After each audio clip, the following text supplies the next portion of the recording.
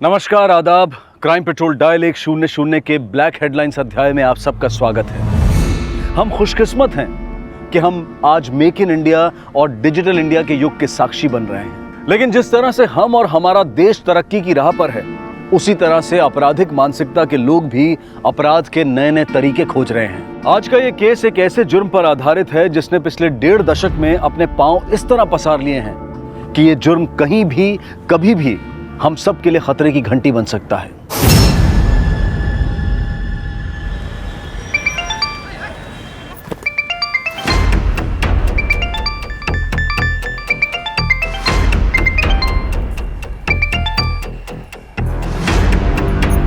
Hello,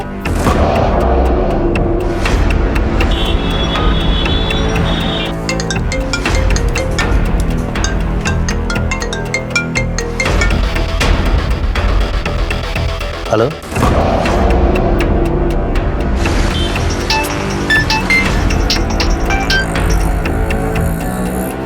hello,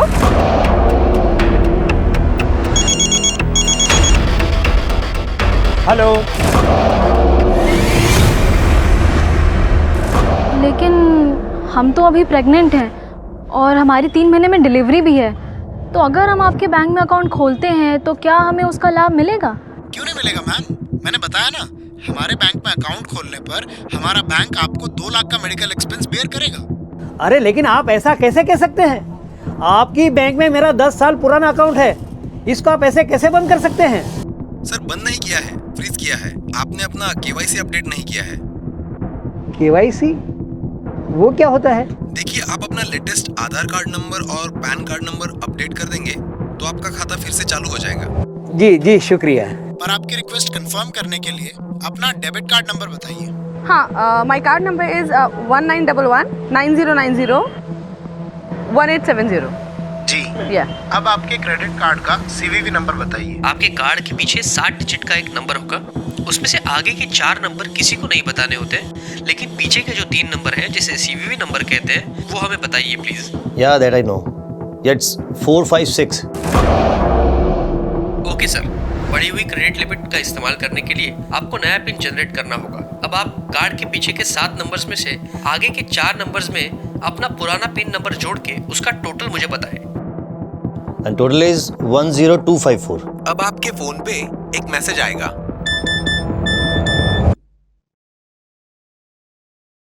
हाँ लिख लीजिए 6798। अब मेरा खाता चालू हो जाएगा ना? Hello hello hello hello. अरे ये क्या मैसेज है? 46,000 कट गया।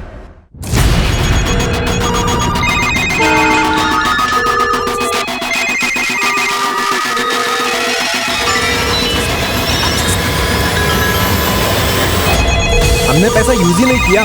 बैंक वाले बोल रहे हैं उन्होंने फोन ही नहीं किया था। हमें हमारा पैसा चाहिए। हमने कोई शॉपिंग की ही नहीं, तो पैसा क्यों काटा? आपके बैंक के एग्जीक्यूटिव ने खुद हमसे डेबिट कार्ड नंबर मांगा था। We are not duffer, we want our money back. जब मैंने कोई शॉपिंग ही नहीं की तो मेरा पैसा क्यों काटा? इस तरह के फ्रॉड कॉल्स आए दिन हम सबको आते हैं और सिर्फ अशिक्षित वर्ग ही नहीं बल्कि पढ़े लिखे और जागरूक लोग भी इन फ्रॉड कॉलर्स के झांसे में आ जाते हैं। लेकिन क्या आपने कभी ये जानने की कोशिश की है कि ये कॉल्स कहां से आते हैं, कौन करता है और आपकी खून पसीने की कमाई ऑनलाइन फ्रॉड्स के जरिए किन लोगों द्वारा इस्तेमाल की जाती है? आज का ये केस आपको इन फ्रॉड कॉलर्स की उस चक्रव्यूही दुनिया में लेकर जाएगा जिनकी चालाक और लुभावनी आवाजें तो आपने सुनी होंगी, लेकिन इनके ज्यादातर चेहरे कभी भी वांटेड क्रिमिनल्स के चेहरे नहीं बन पाते। और यही वजह है कि आए दिन ये लोग आपके नंबर पर बेखौफ आपके बैंक अकाउंट, क्रेडिट और डेबिट कार्ड डिटेल्स मांगते हैं और अगर आपने जरा सी भी असावधानी बरती तो आपका बैंक अकाउंट साफ। पिछले 2 सालों में ये लोग हमारा और हमारे अपनों का लगभग 200 करोड़ रुपया कहां ठिकाने लगा चुके हैं, इसे लेकर 22 राज्यों की पुलिस भी असमंजस में है। देश भर में इस तरह के फ्रॉड्स की शिकायतें और एफआईआर हजारों में दर्ज हैं और इनमें से सिर्फ 2 या 3% लोग ही ऐसे होंगे जिन्हें अपनी पूरी रकम मिल पाई होगी। लेकिन उन बेखौफ आवाजों को बेनकाब करने की कोशिश जारी है और आज का ये केस इसी मुहिम से जुड़ा है।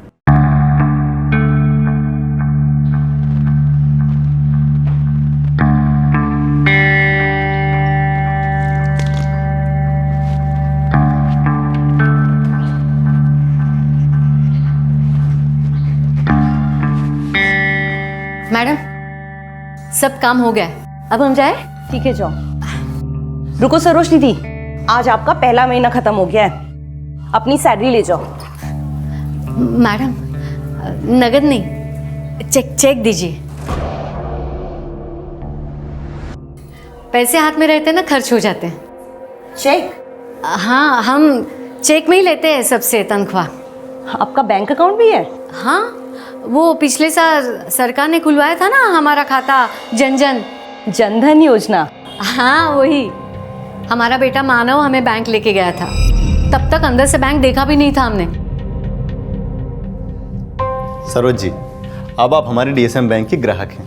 ये लीजिए, ये है आपका अकाउंट किट और आपका एटीएम पिन आपको बाय पोस्ट मिल जाएगा। ATM pin? वो अम्मा हम बताते हैं। ये होता है एटीएम कार्ड।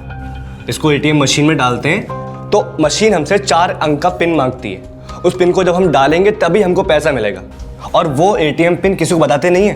और जहाँ तक जो डाकिया पिन लेकर आता है ना, उस चिट्ठी को फाड़ देते हैं पिन को याद करके। सर हम सही बोले ना? बिल्कुल सही सरोज जी, एकदम ठीक समझा रहा आपका बेटा। तभी तो पढ़ा रहे हैं इसे, ताकि हमें सिखा सके।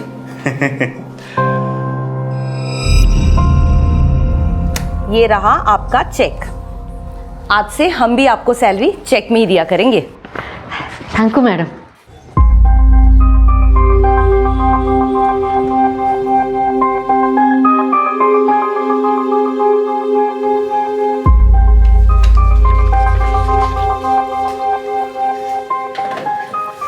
देख बेटा, सब सही लिखे हैं ना?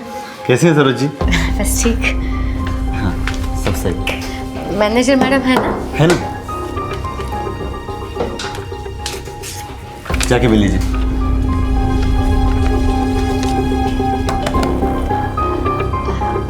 मैडम जी आइए बेटा। वो हमने आपसे लोन के बारे में बात की थी।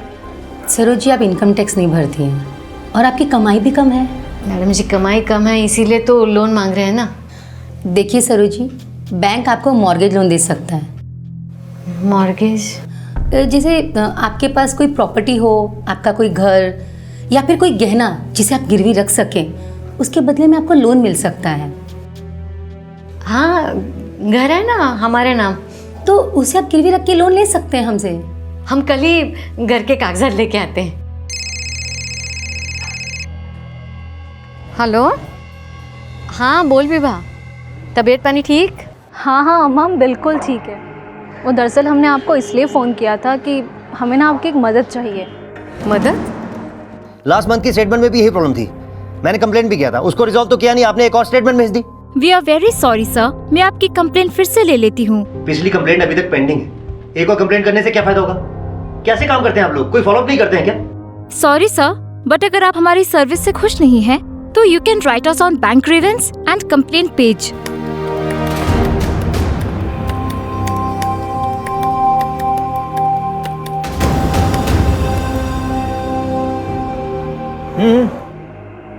मुझे तो ना मैं अरे पण हाँ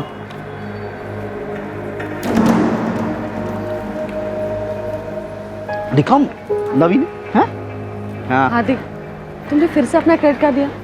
मैं अपना डेबिट कार्ड दे रही थी ना। हस्बैंड के होते हुए वाइफ स्पेंड करे अच्छा नहीं लगता। और हाँ देख, you know that you are jobless और मैं इतना कमा लेती हूँ कि हम अपने एक्सपेंसेस बिना क्रेडिट कार्ड के बेयर कर सकते हैं, तो फिर क्यों क्रेडिट कार्ड यूज करना? जो अभी मैंने स्वाइप किया है ना क्रेडिट कार्ड से, उसका पूरा का पूरा बिल मैं पे करूंगा। तुम्हें बोलने की जरूरत नहीं मुझे। हार्दिक, तुम हमेशा मुझे उल्टा क्यों समझते हो? और क्या समझूं? हाँ, हमेशा मैं जॉबलेस हूँ तुम मुझे एम्बेरस करते रहते हो। समझती क्या आपने आपको? हाँ, मैं पे कर दूंगा, बोला ना मैंने। चलो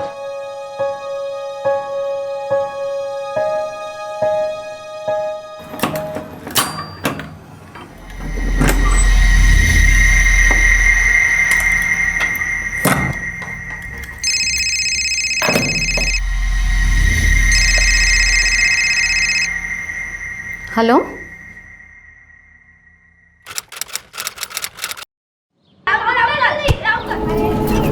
अम्मा, अम्मा कुछ बोल रही है आप?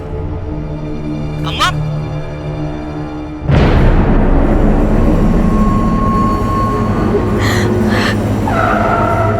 पीछे हटिए, हटिए पीछे।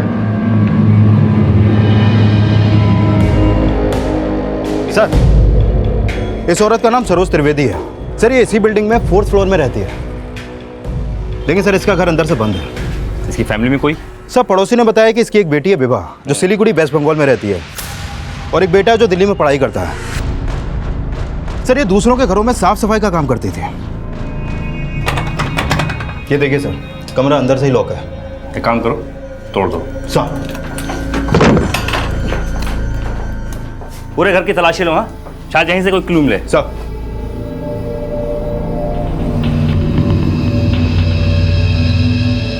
वर्मा। जी सर। स्विच ऑफ है, वैसे चार्ज करो। जी सर।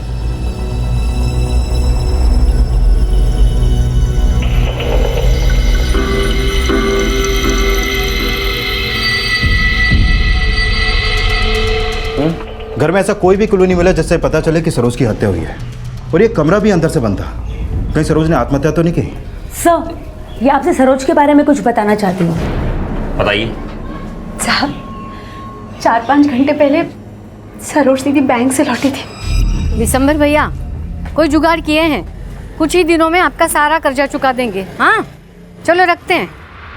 अरे दीदी, ऐसा क्या जुगाड़ कर रही हो कि दिसंबर का कर्जा चुका दोगी? अरे हमारे पास कहाँ खजाना है, ले दे के एक छोटा सा कमरा तो है, बस उसी को गिरवी रख देंगे और क्या।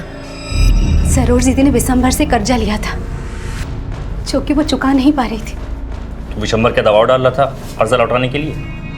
जी साहब। और हाँ, वो बैंक वालों से नाराज भी थी।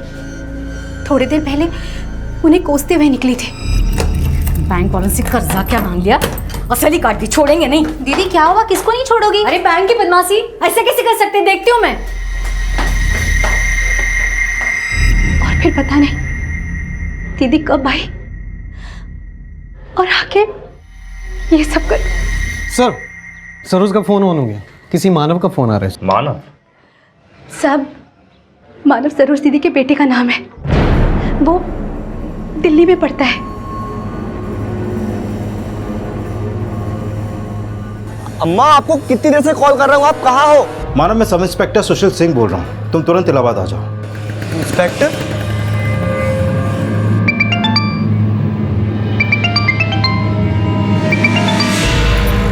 हेलो, क्या? सर, सरोज त्रिवेदी का पासबुक और चेकबुक मिला है अलमारी से। सर, मैंने सरोज के बेटे और बेटी दोनों को इन्फॉर्म कर दिया, वो कल सुबह तक इलाहाबाद पहुंच पाएंगे। सरोज की पड़ोस वाली औरत ने बताया कि सरोज का बैंक वालों से कुछ प्रॉब्लम चल रहा है, तो अभी तो बैंक बंद हो गया होगा, सुबह उनसे मिलते हैं। सर, फिलहाल सरोज से कॉल रिकॉर्ड निकलवाओ और इस विशंबर का भी पता करो, सरोज ने जिनसे कर्जा लिया था। Okay sir. ये होगी बिक हार्दिक, ये सारे बिल्स ना क्रेडिट कार्ड से पे कर देना, ठीक है?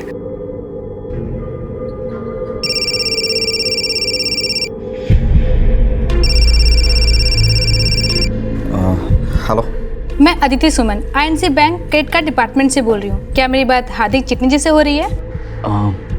हाँ जी, बोलिए। सर, ये रिमाइंडर कॉल है। आपके क्रेडिट कार्ड की ड्यू डेट 25 सितंबर थी और आपका आउटस्टैंडिंग है 34,456। मैं जा सकती हूँ कि आपने पेमेंट क्यों नहीं की? अच्छा, 27th, एक्चुअली मैं डेट भूल गया था, वरना मैं पेमेंट कर दूंगा। सर, अगर आप पूरी पेमेंट नहीं करवा पा रहे हैं तो आप मिनिमम ड्यू अमाउंट ही पे कर सकते हैं, और समय से पहले पेमेंट करें, इससे आपका सिविल स्कोर अच्छा रहेगा। देखिए, मुझे बार बार बताने की जरूरत नहीं, मुझे सब मालूम है, कर दूंगा पेमेंट, रख दीजिए फोन।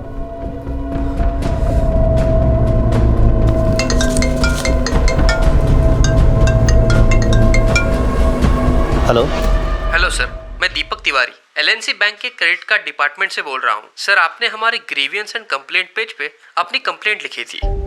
जी किया था। देखिए, पहले तो आप लोगों ने कॉल कर करके मुझे क्रेडिट कार्ड बनवाने के लिए कन्विंस किया, अब उल्टे सीधे चार्जेस लगा के इतना बड़ा स्टेटमेंट बना दिया। Sir, sorry for all this. Previous statements को लेकर जितने भी अमाउंट का आपका कंसर्न है, I mean 3 लाख का, हम उस अमाउंट का आपको वेवर दे रहे हैं, मतलब माफ कर रहे हैं। जो पैसा मैंने यूज ही नहीं किया उसको वेवर का नाम देके एहसान मत झाड़िए। इस वेवर के साथ हमारा बैंक आपकी क्रेडिट लिमिट बढ़ा के 10 लाख कर रहा है। Okay, anything else? सर, इस क्रेडिट लिमिट पे आपकी कंफर्मेशन के लिए कुछ बेसिक इन्फॉर्मेशंस आपको शेयर करनी होगी। जी पूछे। सर, आपके क्रेडिट कार्ड पे नाम क्या है? मोहित शर्मा। कार्ड की एक्सपायरी डेट? जनवरी 2022। ओके। आपका क्रेडिट कार्ड नंबर। नाम बता दिया, अब एक्सपायरी डेट बता दी, कार्ड का नंबर क्यों जानना है आपको? सर मैं बैंक से कॉल कर रहा हूँ and this is a recorded call. आप मुझे जो भी इन्फॉर्मेशन देंगे वो मेरे सीनियर्स द्वारा कंफर्म की जाएगी, उसके बाद ही आपकी क्रेडिट लिमिट बढ़ाई जाएगी। Okay, wait a second.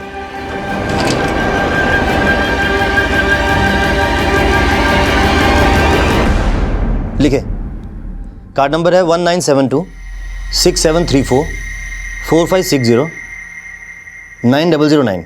अपना क्रेडिट कार्ड कंफर्म करने के लिए धन्यवाद। आपके कार्ड के पीछे 60 डिजिट का एक नंबर होगा, उसमें से आगे के 4 नंबर किसी को नहीं बताने होते, लेकिन पीछे के जो 3 नंबर हैं जिसे सीवीवी नंबर कहते हैं वो हमें बताइए प्लीज। या दैट आई नो, इट्स 456।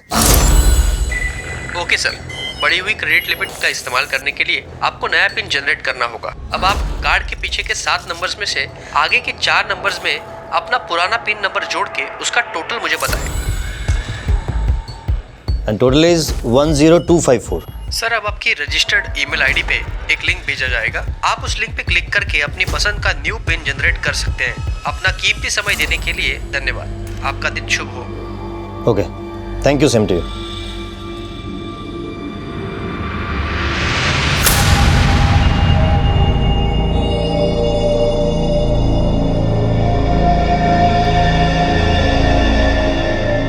हाँ बोलो कुमार। सर मेरी बिशंबर दास से बात हुई, जिससे सरोज ने कर्जा लिया था। वो बोल रहा है कि उसने सरोज पर कभी भी पैसा लौटाने का कोई दबाव नहीं डाला था। सरोज के बैंक वालों से बात हुई? सर मैं सरोज के बैंक ही जा रहा हूँ। ठीक है। सर ये मानव है, सरोज त्रिवेदी का बेटा।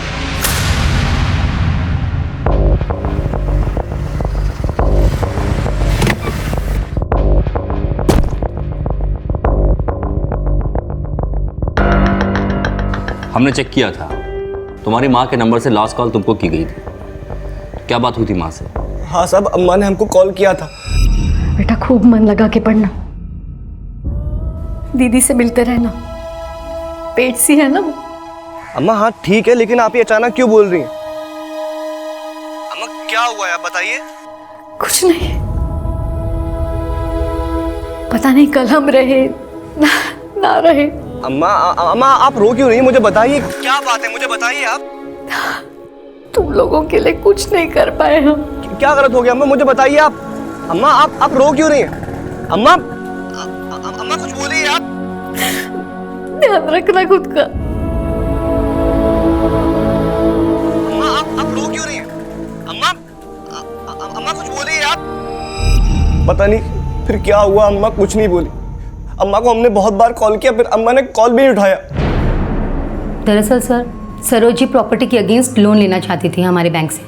आज वो अपने घर के पेपर्स भी लाने वाले थे, लेकिन मुझे लगता है कल उन्हें जो फ्रॉड कॉल आया था उसे वो बर्दाश्त नहीं कर पाए। किस फ्रॉड की बात कर रही हैं आप?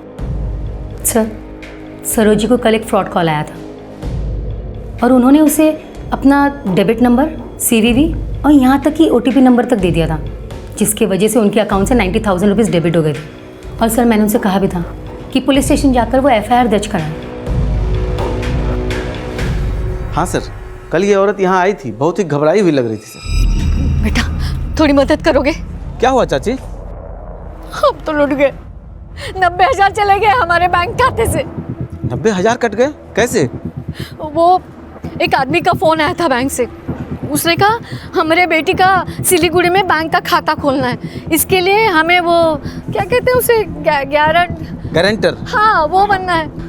फिर उसने हमसे वो ATM कार्ड का नंबर पूछा और फिर एक मैसेज आया। चाची आपके साथ ऑनलाइन फ्रॉड हुआ है, अब आपको साइबर सेल में जाकर FIR लिखवाना होगा। बेटा हमारे तो समझ में नहीं आता ये सब। कोई बात नहीं चाची, हम बता देते हैं आपको। आइए, इलाहाबाद पुलिस स्टेशन में साइबर सेल के अधिकारी बैठते हैं, उनके पास जाकर आपको कंप्लेन लिखाना है। मैं एड्रेस लिख देता हूँ। वो हमारे पैसे वापस दिलवाएंगे ना? चाची ये तो नहीं बता सकता, लेकिन हाँ वहाँ जाने से पहले आप बैंक से ये जरूर लिखवा लीजिएगा कि वो 90,000 आपने नहीं, उन फ्रॉड लोगों ने खर्च की। लेकिन यहाँ आने से पहले हमने फ़ोन किया था बैंक में, उन्होंने तो कहा कि हमें पुलिस स्टेशन ही जाना होगा। बैंक मैनेजर से लेटर लिखवाना ही होगा चाची, उसके बाद ही साइबर सेल जाना, नहीं तो आपका FIR नहीं लेंगे।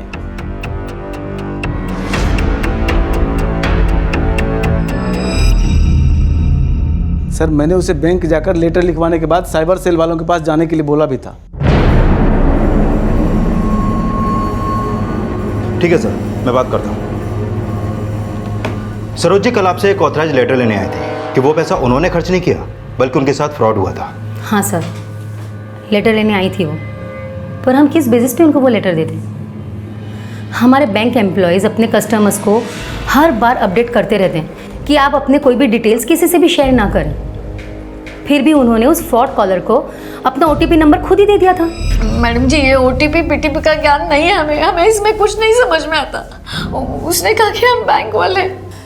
देखिए, बैंक एम्प्लॉयज़ अपने कस्टमर से सारी डिटेल्स नहीं मांगते हैं। वो फ्रॉड कॉल था। माना वो आपके बैंक का आदमी नहीं था, लेकिन आप ये तो मानते हो ना कि उसने हमारे साथ कुछ गलत किया है। तो आप लिख के दीजिए ना। पुलिस ने कहा बैंक से लिखवा लीजिए, लेटर लीजिए। हम आपको ऐसा कोई भी लेटर लिख कर नहीं दे सकते हैं। हाँ, प्लीज़ पुलिस के पास जाइए, वही आपकी मदद करेगी। मैडम जी, हम अभी पुलिस के पास होके आए, उन्होंने कहा लेटर लिख दीजिए। मैडम जी, बेटा तुम तो जानते हो मैंने पैसे भरे थे, तुम तो सॉरी सरोज जी, मैं कुछ नहीं कर सकता। सरोज के साथ हुआ फ्रॉड सरोज की बेटी विभा की गलती की वजह से भी हुआ था, जो जल्द ही विभा के बयान से साफ होने वाला था। माँ के साथ जो भी कुछ हुआ वो हमारी वजह से ही हुआ है, और उसी आदमी ने फ्रॉड किया है माँ के साथ, जिसने हमें उस दिन फ़ोन किया था। लेकिन हम तो अभी प्रेग्नेंट हैं और हमारी 3 महीने में डिलीवरी भी है, तो अगर हम आपके बैंक में अकाउंट खोलते हैं तो क्या हमें उसका लाभ मिलेगा? क्यों नहीं मिलेगा मैडम, मैंने बताया ना, हमारे बैंक में अकाउंट खोलने पर हमारा बैंक आपको 2 लाख का मेडिकल एक्सपेंस बेयर करेगा। लेकिन हम तो आपके बैंक में नहीं आ सकते अभी, हमारे लिए आपके बैंक आना तो बहुत मुश्किल होगा। कोई बात नहीं मैडम, हम आपका अकाउंट फोन पे ही खोल सकते हैं, लेकिन आपको एक गारंटर लगेगा जिसने अपने बैंक अकाउंट की डिटेल्स हमें देनी होगी। आपका कोई ऐसा रिलेटिव है जो आपका गारंटर बन सके? हमारे पति तो आर्मी में है, वो तो आपसे बात नहीं कर सकते हैं। हाँ, लेकिन हमारी अम्मा वो इलाहाबाद में रहती हैं और वो आप लोगों से बात भी कर सकती हैं और उनका अकाउंट भी है बैंक में। कोई बात नहीं मैडम, आप हमें उनका नंबर दे दीजिए और उन्हें बता दीजिए, हम उन्हें फ़ोन करेंगे। सर, हमने उसे माँ का नंबर दे दिया था और हमने माँ को फ़ोन करके ये बताया था कि वो उन्हें फ़ोन करेगा। हाँ अम्मा, बिल्कुल ठीक है। वो दरअसल हमने आपको इसलिए फ़ोन किया था कि हमें ना आपकी एक मदद चाहिए। मदद? कैसा मदद? अम्मा, अभी ना आपको एक फ़ोन आएगा, वो बैंक का आदमी है, हमारा बैंक अकाउंट खोल रहा है, आपको हमारे बैंक अकाउंट का गारंटर बनाना चाहता है। आपसे जो भी वो डिटेल्स मांगेगा बस आप उन्हें दे दीजिएगा। किस नंबर से कॉल आया था आपको? सर, ये नंबर था, और सर हमें माँ ने बताया था कि उन्हें उस आदमी का फ़ोन आया था।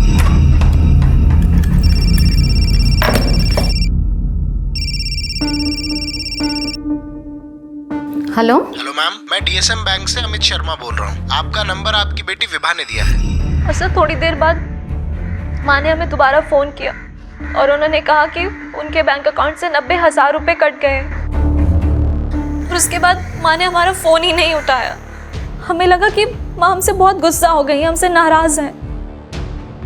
सर, हमने कभी नहीं सोचा था कि माँ कुछ ऐसा कदम उठाएंगी।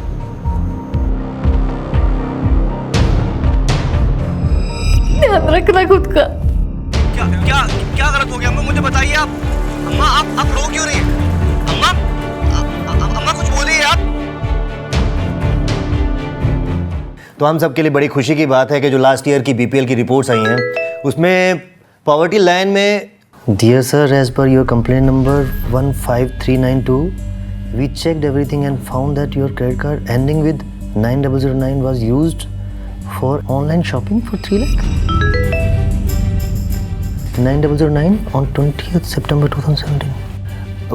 Nitin, you please continue. Okay sir. So जैसा कि सर ने बोला है कि रिपोर्ट हम सबके पास आ चुकी है।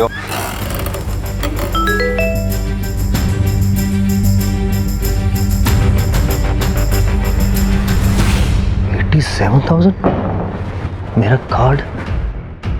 अपने क्रेडिट कार्ड में हुई फ्रॉड ट्रांजैक्शन के लिए मोहित शर्मा दिल्ली पुलिस के साइबर सेल यूनिट से मिले। ये हो क्या रहा है? इन फ्रॉड्स ने मुझ जैसे ऑफिसर को चूना लगा दिया, तो आम जनता का क्या होगा? क्या इन लोगों को हमारी साइबर पुलिस का कोई खौफ नहीं है? सर आई एम सरप्राइज कि आपने अपने क्रेडिट कार्ड की कॉन्फिडेंशियल डिटेल कॉलर को दे दी। मुझे बैंक के टोल फ्री नंबर से कॉल आया था, मुझे लगा जेन्युइन होगा। बैंक में कॉल किया तो वो लोग कहते हैं कि दीपक तिवारी नाम का फ्रॉड वहाँ कोई काम ही नहीं करता है। But you just figure it out कि इसके पीछे रियलिटी क्या है। Sir I saw your credit card transaction 29 सितंबर को 60,000 और 87,000 यही फ्रॉड ट्रांजैक्शन हुई थी ना आपके अकाउंट से? यस, प्लीज चेक एवरीथिंग कि मेरा कार्ड किसने यूज़ किया और मुझे बैंक के टोल फ्री नंबर से किसने कॉल किया था। And send him behind the bars. Sir will start our investigation. Thank you. Sir Saroj Trivedi के अकाउंट से जो 90,000 रुपये की ट्रांजैक्शन हुई थी, वो ट्रांजैक्शन 24 सितंबर की दोपहर 1:30 बजे हुई थी। लेकिन सर उस ट्रांजैक्शन से पहले सरोज त्रिवेदी को इस नंबर से 2 बार कॉल आए थे। हेलो। और इसी नंबर से विवाह को भी कॉल आया था। लेकिन अभी ये नंबर लगातार बंद आ रहा है सर। किसका नंबर है ये? सर ये नंबर गोरखपुर के किसी गिरधारी लाल पुरोहित के नाम पे रजिस्टर है। सर ये वही फ्रॉड कॉलर हो सकता है जिसने सरोज से उसके डेबिट कार्ड के डिटेल्स और OTP मांगा था।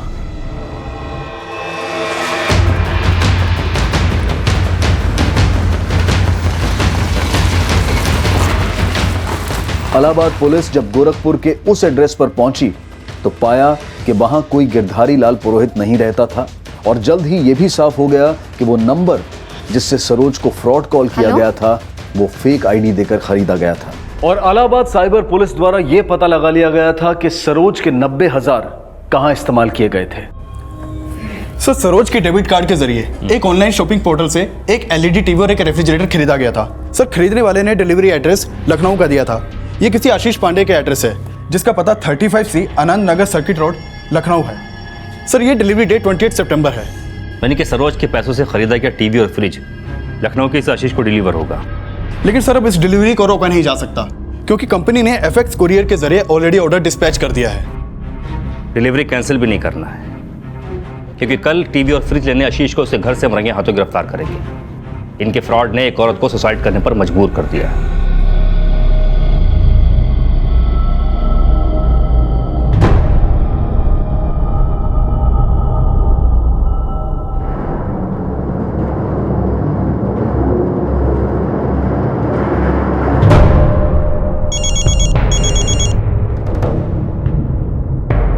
हेलो। क्या? ठीक है सर।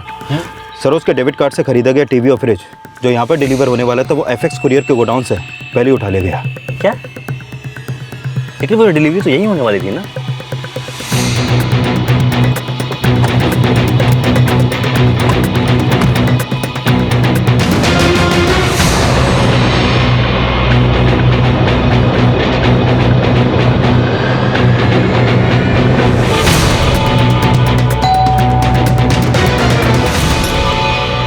आशीष पांडे जी।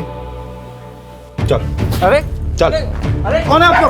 अरे छोड़े। मैं किसी सरोज को नहीं जानता साहब। इतनी आसानी से जाने का भी कैसे? उसको कॉल करके चूना जो लगाया तूने? मैंने किसी को फोन नहीं लगाया। आप चाहो तो मेरा फोन चेक कर लो। जिस नंबर से तूने कॉल किया था ना वो भी किसी गिरधारी की फेक ID देकर खरीदा गया था। साहब मैंने नहीं किया साहब, मैंने नहीं किया। एक गरीब औरत ने खाता खाली कर दिया, उसको सुसाइड करने पर मजबूर कर दिया और कह रहे कुछ नहीं किया। साहब आप विश्वास कीजिए मेरा, मैंने नहीं किया। सरोज त्रिवेदी के डेबिट कार्ड से जो टीवी और फ्रिज खरीदा गया है उसका डिलीवरी एड्रेस तेरे घर का है। अब सीधे से बता दे कि और किस किस को चूना लगाया तूने। और अब पुलिस FX कुरियर के डिलीवरी ऑफिस से सरोज के डेबिट कार्ड से खरीदे गए LED टीवी और रेफ्रिजरेटर कलेक्ट करने वालों का पता लगा रही थी।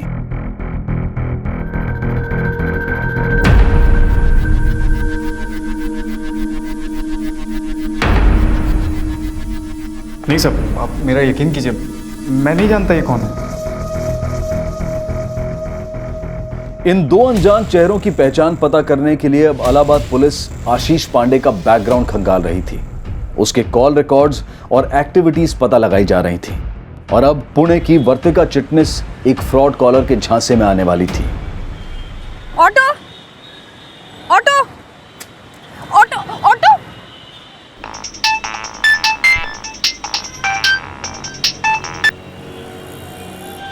हेलो मैम, मैं INB बैंक से सुरेंद्र पाठक बोल रहा हूँ। मैम हमारा बैंक आपको एक एड ऑन कार्ड ऑफर कर रहा है जिसके साथ आपको 10,000 के फ्री गिफ्ट कूपन दिए जा रहे हैं। जिन्हें आप शॉपिंग मॉल्स, रेस्टोरेंट्स और मूवी टिकट्स खरीदने के लिए भी यूज कर सकती हैं। ओके। इस कार्ड से आपको 5 लाख तक का इंस्टेंट लोन भी मिल सकता है। क्या आप इंटरेस्टेड हैं? Yes yes I am interested. तो इस एड ऑन कार्ड के लिए आपको अपने क्रेडिट कार्ड की कुछ डिटेल शेयर करनी होगी ताकि मैं आपको एड ऑन कार्ड प्रोसेस कर सकूं। Just a minute.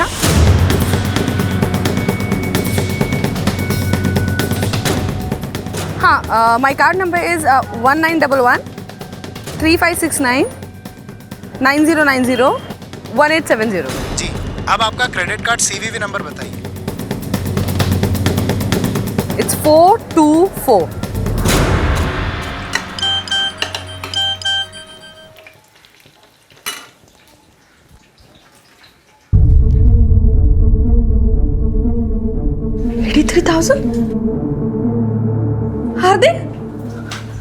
हार्दिक, क्या मेरे क्रेडिट कार्ड से 83,000 रुपीज का ट्रांजैक्शन हुआ है। क्या? अरे क्या क्या क्या कार्ड कुठे माझं? हरवलंस का तू? वेट लागलाय का तुला? फेक दिया था मैंने, हाथ भी नहीं लगाऊंगा उसे। तो फिर कुठे कार्ड कुठे तुझं?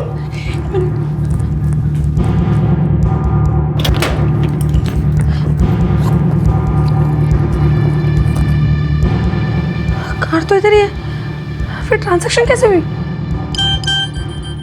सुनो, तुमने कुछ 5 लाख के लोन के लिए एप्लीकेशन किया है बैंक से? क्या? हाँ, यहाँ पे लोन अप्रूवल का मैसेज आया है।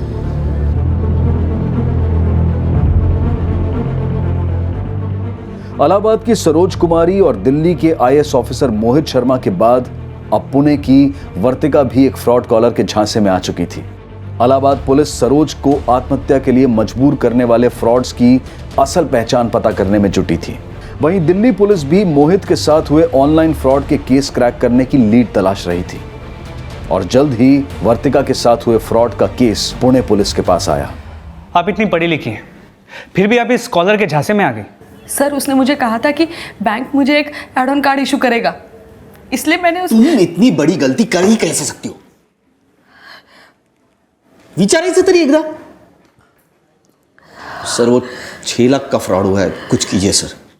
सर, उसने मुझे कहा था कि उस एड ऑन कार्ड पे मुझे 5 लाख का इंस्टेंट लोन मिल जाएगा, लेकिन सर मुझे वो कार्ड मिला ही नहीं और वो 5 लाख का लोन भी इशू हो गया और किसी ने वो यूज भी कर लिया।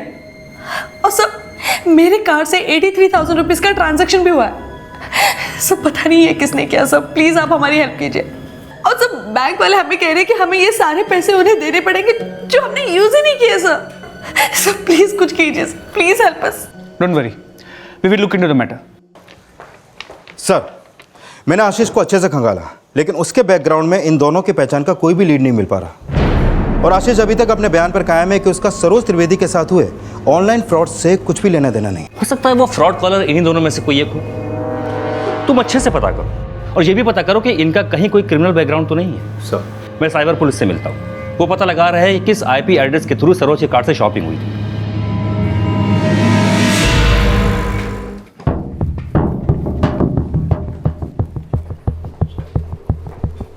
मैनेजर साहब, आपके मुताबिक आपने दिल्ली के कॉल सेंटर में रीचेक किया और आपने पाया कि 29 सितंबर को दोपहर 1:17 पर जो कॉल आईएएस मोहित शर्मा को की गई वो आपके बैंक के टोल फ्री नंबर से ही हुई थी।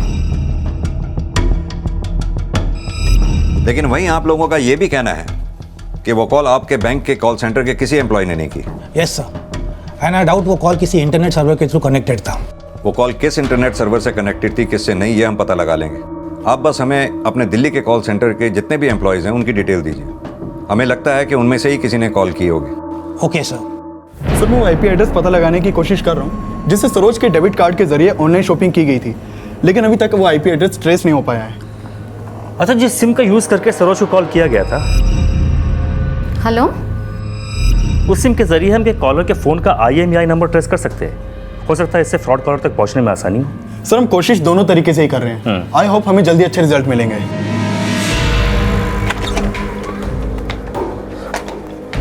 खुद को बहुत स्मार्ट समझती हो।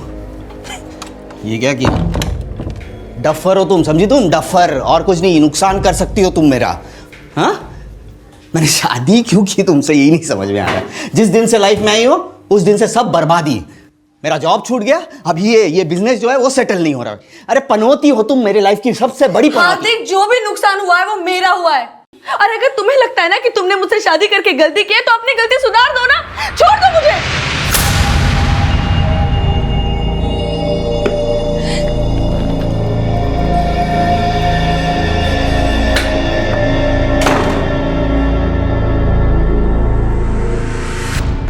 मानव, तुम मुझसे नाराज है क्या?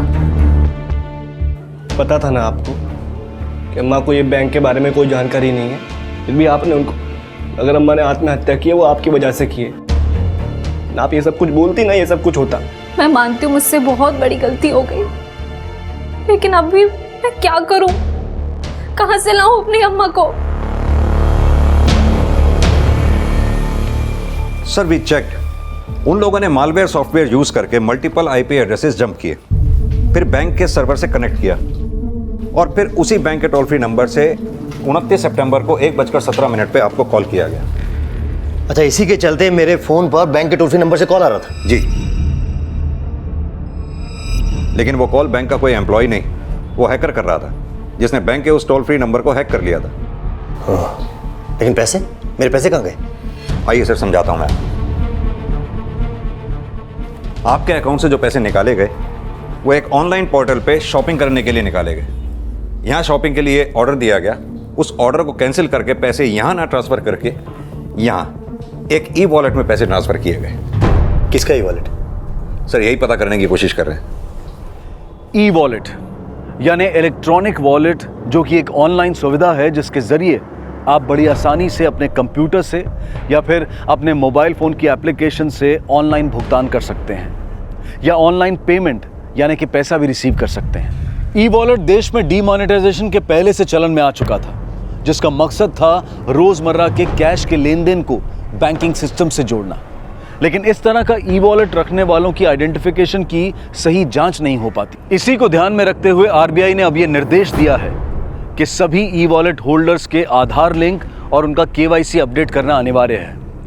केवाईसी यानी कि नो योर कस्टमर, अपने कस्टमर की आईडी और एड्रेस प्रूफ की सही से जांच करना बैंक की जिम्मेदारी है। आईएएस ऑफिसर मोहित शर्मा के साथ हुए फ्रॉड का पैसा जिस ई वॉलेट में जमा हुआ था, उस ई वॉलेट की पहचान फर्जी थी। तो क्या पुणे पुलिस वर्तिका के साथ फ्रॉड करने वालों की पहचान पता कर पाएगी? सर, वर्तिका चिटनीस के क्रेडिट कार्ड पर जो 5 लाख का इंस्टेंट लोन अप्रूव हुआ था वो नालंदा बिहार के एक बैंक अकाउंट में ट्रांसफर हुआ। बैंक को कांटेक्ट करो और इस अकाउंट को इमीडिएटली फ्रीज करने को बोलो। सर, मैंने ऑलरेडी रिक्वेस्ट भेज दिया। सर आपका पैसा जिस ई वॉलेट अकाउंट में ट्रांसफर किया गया था वो किसी मुकुंद सिन्हा के नाम पे है, लेकिन इस मुकुंद सिन्हा के प्रोफाइल में जो नंबर है वो फेक आईडी से खरीदा गया और इसके प्रोफाइल में जितनी भी डिटेल्स हैं सारी फेक हैं सर। तो फिर मेरा पैसा मुकुंद सिन्हा के वॉलेट से कहाँ चला गया? सर दरअसल इस मुकुंद सिन्हा के ई वॉलेट से पैसा निकाल करके इन 5 अलग अलग ई वॉलेट अकाउंट्स में पैसा ट्रांसफर कर दिया गया। 5 ई वॉलेट? जी। तो इन 5 ई वॉलेट का कुछ पता चला? अभी तक तो नहीं सर, लेकिन हमारी पूरी टीम बड़ी मुस्तैदी से इनका पता लगाने की कोशिश कर रही है। बहुत जल्द हम इन 5 ई वॉलेट अकाउंट्स का आईपी एड्रेस और उस फेक कॉलर का जिसने आपको कॉल किया था उसका आईपी एड्रेस पता लगा लेंगे। हो ना हो ये किसी आईटी एक्सपर्ट का काम लगता है। एग्रीड सर, बट ये लोग जो भी हैं बहुत जीनियस। पता ये लगाना है कि ये लोग ऑपरेट कहाँ से कर रहे हैं। मोहित शर्मा के साथ हुए फ्रॉड का पैसा सिर्फ एक फर्जी पहचान से खोले गए ई वॉलेट में नहीं था, बल्कि उससे 5 और ई वॉलेट होल्डर्स को पैसा ट्रांसफर किया गया था। जिस पैमाने पर यह फ्रॉड हुआ था, क्या उसे करने वाले अपराधी वाकई में आईटी एक्सपर्ट्स थे? लेकिन यह साफ था कि उनकी असल पहचान पता करने में पुलिस को अब काफी मशक्कत करनी थी।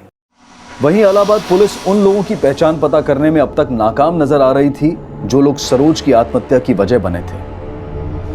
सर, मैंने पता लगाने की कोशिश की, लेकिन इन दोनों चेहरों से रिलेटेड ऐसी कोई भी इंफॉर्मेशन हाथ नहीं लगी जिससे एक क्लू मिले कि इन लोगों का कोई क्रिमिनल बैकग्राउंड भी है। सर, अभी अभी नालंदा बैंक से फोन आया है। बैंक के एक्शन लेने से पहले किसी ने सारे पैसे विड्रॉ कर लिए। व्हाट? Yes sir.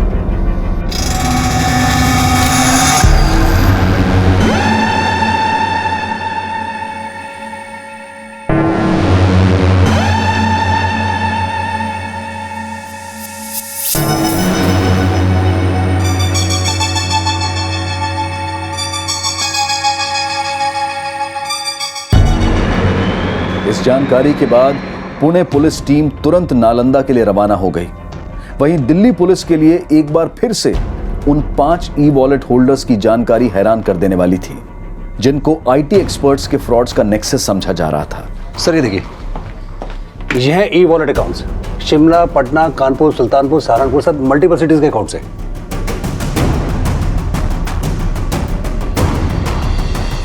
सर ये जितने भी वॉलेट अकाउंट होल्डर्स हैं सभी के मोबाइल बंद हैं। शिमला, इंदौर, पटना, कानपुर, नोएडा, बहुत बड़ा नेक्सस लगता है इनका, इसीलिए इतनी सिटीज में फैला हुआ है।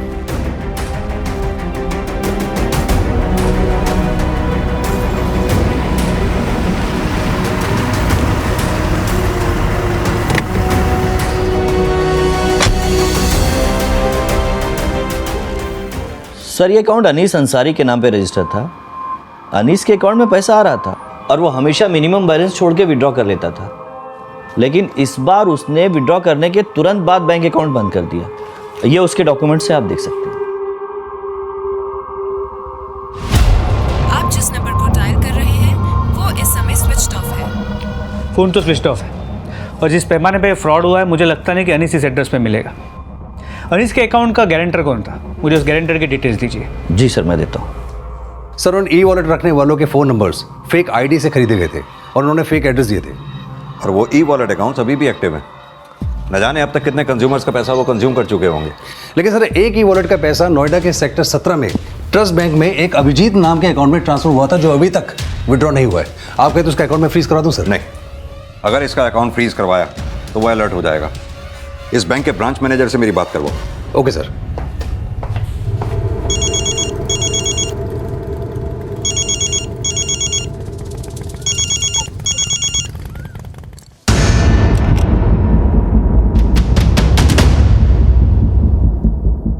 हेलो,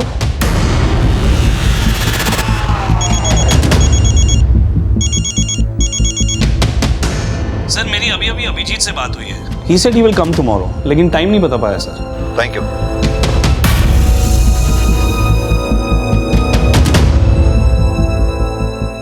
पुलिस अभिजीत कुमार के बैंक आने के बाद उसको गिरफ्तार करने वाली थी, लेकिन अभिजीत बैंक नहीं आया और अभिजीत कुमार नोएडा में जिस पते पर रह रहा था वहां भी ताला था और उसका मोबाइल भी बंद था। इन आईटी एक्सपर्ट फ्रॉड्स का नेक्सस पता करने के लिए अब अभिजीत कुमार के कॉल रिकॉर्ड्स खंगाले जा रहे थे।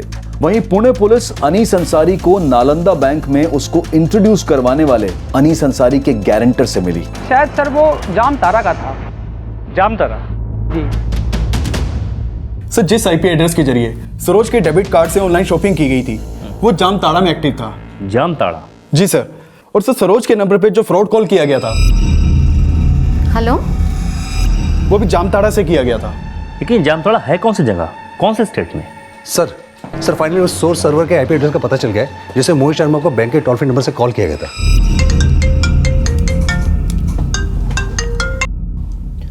हेलो, वो आईपी एड्रेस जामताड़ा में एक्टिव था। जामताड़ा? ये जामताड़ा है कहाँ पे? आखिर कहां था ये जामताड़ा, जो पुलिस के लिए भी एक अनसुनी जगह थी?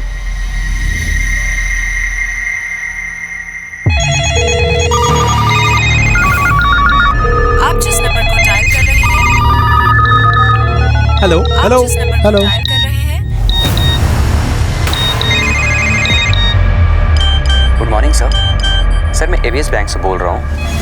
35283456 सर, क्रेडिट कार्ड के पीछे से सीवी नंबर 1 2 3 ओके सर।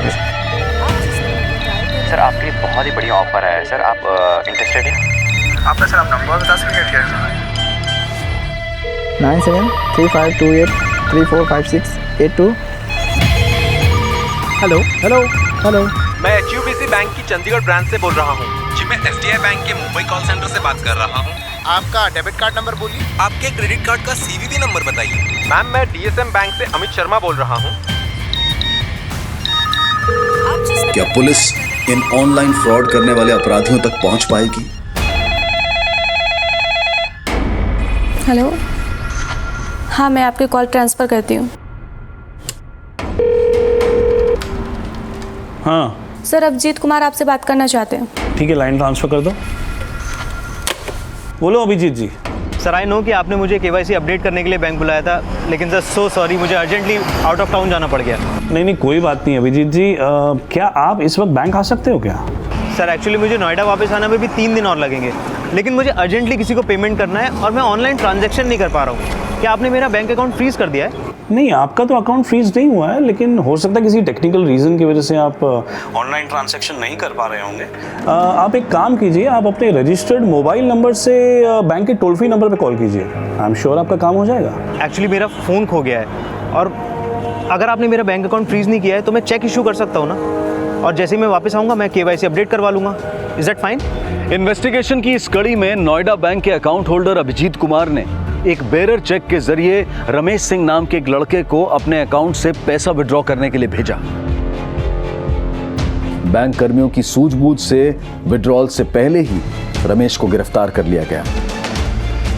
और सर उसने सिर्फ मेरे को चेक दिया था सर, मैं सिर्फ बैंक लेके गया था सर, उसके आगे मुझे कुछ नहीं पता सर।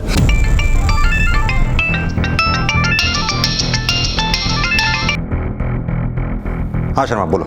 सर, जिस रमेश नाम के लड़के को अभिजीत ने अपना बेरर चेक देकर अपने बैंक में भेजा था, उससे हमने अभिजीत की इन्फॉर्मेशन उगलवा ली है। अभिजीत रांची में है सर। वेरी गुड, उसका एड्रेस भेजो मुझे। रमेश से मिली सूचना के आधार पर पुलिस ने जल्द ही अभिजीत कुमार को भी गिरफ्तार कर लिया। बता।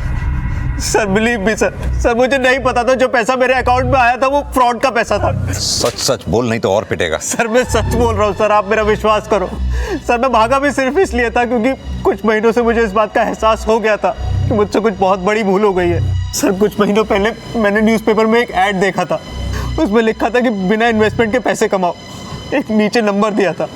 सर जब मैंने उस नंबर पर कॉल मिलाया तो एक आदमी ने मुझे मिलने के लिए बुलाया। सर उसने मुझसे कहा कि अगर मैं अपना बैंक अकाउंट उसे किराए पे दे दूं तो मैं हर महीने 30 से 40 हज़ार रुपये कमा सकता हूँ। किराए पे दे दे मतलब? सर मतलब बैंक अकाउंट मेरा रहेगा, लेकिन उस अकाउंट में रेगुलर बेसिस पे पैसा जमा होगा और मुझे वो पैसा विड्रॉ करके उन लोगों को देना है बस। जब भी मेरे बैंक अकाउंट में पैसा ट्रांसफ़र होता था तो मुझे एक कॉल आता था, हेलो हाँ पैसा ट्रांसफ़र हो गया है, और मैं उन पैसों में से 10% अपने लिए रखकर बाकी पैसा विड्रॉ करके उन लोगों को दे देता था। अभिजीत भले ही इस बड़े नेक्सस का एक छोटा सा मोहरा है, लेकिन अभिजीत जैसे जरूरतमंद लोग आए दिन इस तरह के छलावों का शिकार हो रहे हैं। और अब ऑनलाइन फ्रॉड के कई और केसेस ACP रघुवर की अगुवाई में सभी राज्यों की पुलिस का एक जॉइंट मिशन बनने वाला था।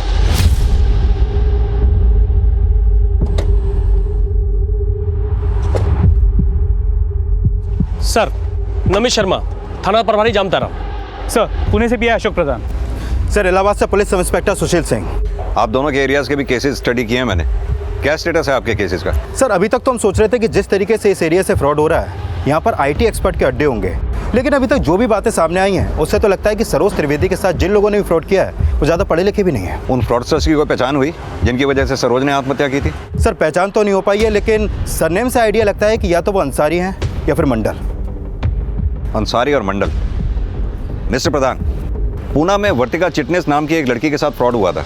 उस केस में भी वर्तिका के अकाउंट से पैसा निकालकर जिस अकाउंट में पैसा डिपॉजिट किया गया था उस अकाउंट होल्डर का नाम भी अनीस अंसारी था ना? जी सर, लेकिन यहाँ पे कोई भी अनीस अंसारी के बारे में कुछ भी बताने के लिए तैयार नहीं है। तो उनके बारे में पता लगाने के लिए कोई और तरीके अपनाने होंगे। आइए सर। शर्मा जी एक बात बताइए, आपके जामतारा में कुल कितने मोबाइल टावर्स होंगे? सर यहाँ हर मोबाइल कंपनी अपना टावर लगा के बैठा है सर। 2G 3G 4G सब नेटवर्क दुरुस्त चलता है सर। यानी कि फ्रॉडर्स को बढ़ावा देने के लिए मोबाइल कंपनीज भी उनका साथ दे रही हैं? आइए सर, दरअसल जिस भी क्षेत्र में 800 से ज़्यादा कॉल होता है वहाँ पे मोबाइल कंपनी वाला अपना टावर लगा ही देता है। और यहाँ जामतारा में सर हर रोज़ का 3500 से ज़्यादा कॉल होता है सर। ये देखिए सर। लेकिन यहाँ ज़्यादातर नंबर्स फेक ID पे अलॉट किए गए हैं। शर्मा जी एक काम कीजिए, ऐसे जितने भी नंबर जिन पे आपको शक है कि वो फेक ID पे अलॉट हुए हैं, कल तक मुझे उन सबकी डिटेल दीजिए। जी सर मिल जाएगा, लेकिन सर अब ये कॉल रिकॉर्ड से कुछ पता चले तो पता चले, बाकी गांव वाला तो कुछ बताने को तैयार नहीं है। क्यों? क्योंकि यहाँ जामतारा में टोटल 130 गांव हैं। अब सर यहाँ पे कंडीशन ऐसा है कि कोई कुछ बताने को तैयार नहीं और कोई ठोस जानकारी तो है नहीं हमारे पास, और जो जानकारी है उसके थ्रू हम कहीं तक पहुँच नहीं रहे। और क्या है ना सर कि यहाँ गाँव में सब लोग एक दूसरे को बचा रहे हैं। हैरानी की बात यह है कि इस नेक्सस को खड़ा करने में ज्यादातर उन लोगों का हाथ है जो ज्यादा पढ़े लिखे नहीं हैं। और जामताड़ा में कई दल बनाकर बड़ी सफाई से ऑनलाइन फ्रॉड्स कर रहे हैं। ये नारायणपुर यहाँ से कितनी दूर है? सर यही कोई 17-18 किलोमीटर होगा। दरअसल वहाँ एक पुनीत मंडल नाम का लड़का रहता है, ये जिसने दिल्ली के आईएएस ऑफिसर मोहित शर्मा को चीट किया, और जिस आईपी एड्रेस के थ्रू इसने चीट किया वो आईपी एड्रेस इसके लैपटॉप को बिलोंग करता है। दरअसल बात यह है, वो लैपटॉप इसने पटना से खरीदा था, जहां उसने अपना स्टूडेंट होने का प्रूफ एक आईडी के तौर पे दिया था। उस आईडी से ही हमें इसके बारे में जानकारी मिली। मैं चाहता हूं उस गांव में चलकर देखें, शायद कुछ और पता चले इसके बारे में। ठीक है सर। ये देखिए नारायणपुर आ गया सर। नारायणपुर की सड़कें बहुत खस्ता हैं, लेकिन मकान बहुत बड़े बड़े बने हुए। देख रहे हो, ये बड़े बड़े टावर्स लगा रखे हैं।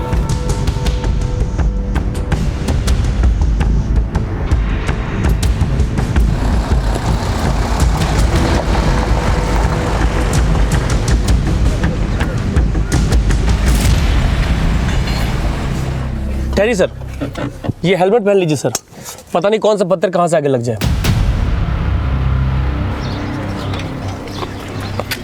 आइए सर, आइए सर। वो रहा घर सर वहाँ पर। अरे पकड़ा उसको, पकड़ा सर, सामने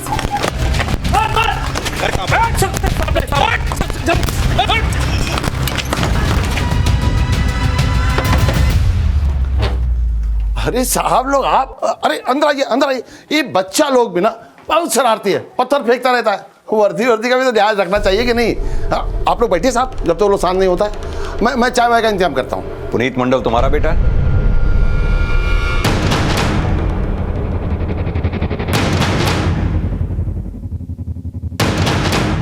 हाँ साहब, पुनीत हमारा ही बेटा है। क्या बात है? कहाँ है वो? आप लोग क्या ढूंढ रहे हैं साहब?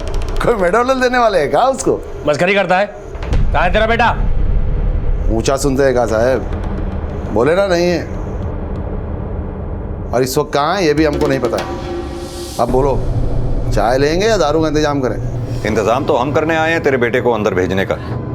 काहे भेजेंगे उसको अंदर? दिल्ली के एक सरकारी अफसर को चूना लगाया तेरा बेटा, समझा? एक ही नहीं, कई लोगों के साथ फ्रॉड किया है उसने। अब तू सीधी तरह से ये बता कि वो है कहाँ? अरे कुछ नहीं किया है साहब, उसने दिन रात मेहनत करके पैसा कमाता है। खुद 20,000 का लैपटॉप दिलाए हैं उसको, अंग्रेजी पढ़ाए हैं, और थोड़ा ऑनलाइन थोड़ा पैसा कमाता है तो क्या गलत करता है? ज्यादा होशियारी दिखा रहे हो तुम। चलो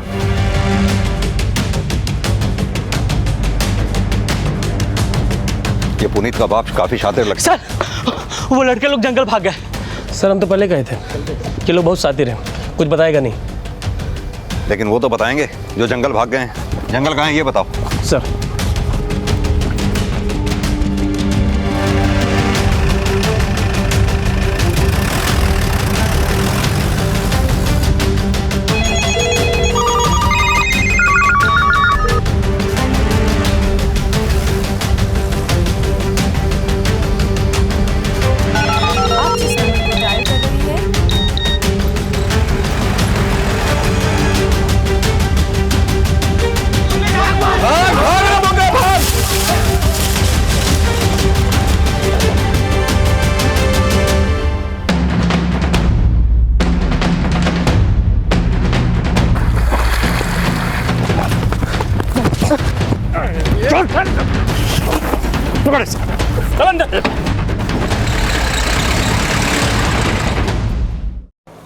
पुनीत मंडल, अनीस अंसारी और ये दोनों लड़के, कहाँ हैं ये लोग?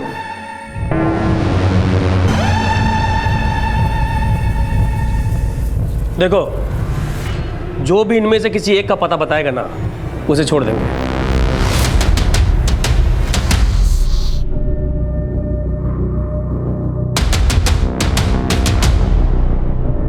तू जानता है ना कहाँ है ये? हमको नहीं मालूम। साफ समझ करते हैं। शर्मा, पुनीत मंडल के साथ था ना तू? कहाँ है पुनीत मंडल, बता। जैसे हम भागे थे वैसे वो भी भागे थे, हमें नहीं पता है कहाँ है मंडल भैया। मंडल भैया? भाई है वो तेरा? भाई क्या, भाई से बढ़कर है वो। फिर तो उसका नंबर भी होगा तेरे पास।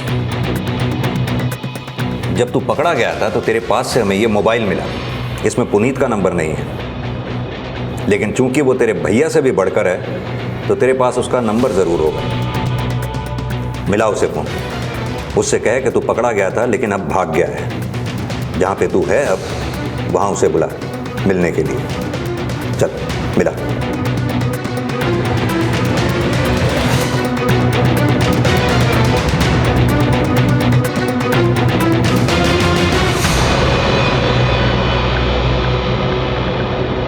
नंबर नहीं लग रहा है। कोई एक नंबर तो होगा नहीं एक उसके नंबर क्या, 10 नंबर है उनके पास। अब जो याद रहेगा वही मिलाएंगे ना। शर्मा, अब याद आया? चल मिला। मिला।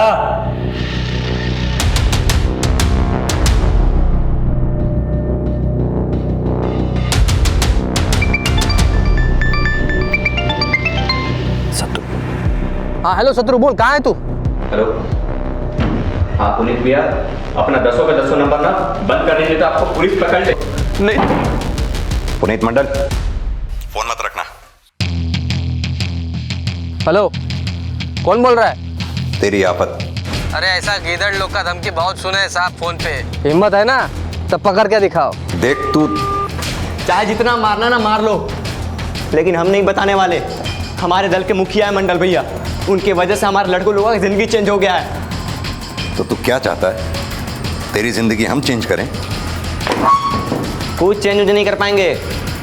3 दिन में ना हमारा जमानत हो जाएगा। शत्रु, पुनीत और अंसारी जामताड़ा के वो एटीएम मास्टर्स हैं जिन्हें पुलिस का कोई खौफ नहीं है। और वजह यह है कि जिस तरह से ये ऑनलाइन फ्रॉड्स किए जाते हैं उनके लिए पक्के सबूत मुहैया नहीं हो पाते हैं, और सर्कमस्टेंशियल एविडेंस के बेसिस पर जो अपराधी पकड़े जाते हैं उन्हें बड़ी आसानी से जमानत मिल जाती है। अपनी जेबों में लाखों भरने वाले अपराधी जेल से छूटते ही फिर से अपने काम में लग जाते हैं, क्योंकि लोगों को ठग कर जितना पैसा ये कमाते हैं उसके सामने कुछ दिनों के लिए जेल जाना भी इन्हें बहुत मामूली लगता है। शत्रु मंडल ने पुनीत मंडल से जुड़ी कोई भी ठोस जानकारी पुलिस को नहीं दी, लेकिन शत्रु के साथ पकड़े गए कुछ और लड़कों से उन अपराधियों की पहचान मिली जो इलाहाबाद की सरोज और पुणे की वर्तिका चिटनिस के अपराधी थे।